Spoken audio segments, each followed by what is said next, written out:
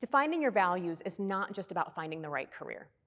Defining your values will also guide what you stand for as a leader. Because as you accelerate in the organization, and honestly, let's just be honest, even at individual contributor levels, there's going to be a lot demanded from you. There's going to be so many decisions to make. There's going to be so many people that you feel like you have to please. There's going to be a lot of times where you have to deliver a really hard piece of communication. And so knowing what your values are will help you guide how you make those decisions. They will guide how you solve those problems. They will help inform you on which decision is the next right one and how do I lead in alignment with my values. I had another client, Ellen, who was accelerating into leadership and was now managing people that used to be her peers. And so when we defined her leadership values, it gave her very clear discernment on where she needed to say yes or no, because she could stop and ask herself, if I make this decision, is this work in alignment with my values?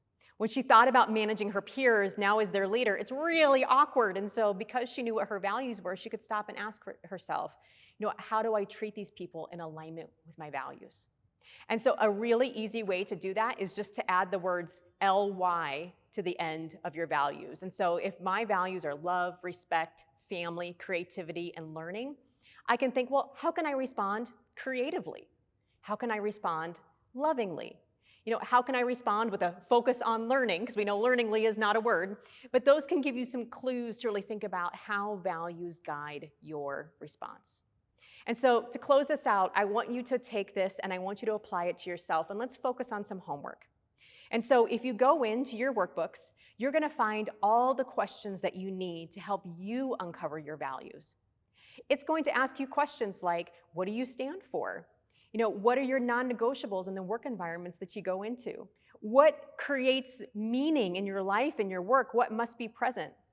One of my favorite questions to find your values is to ask this: what is a behavior or a situation that makes you feel resentment?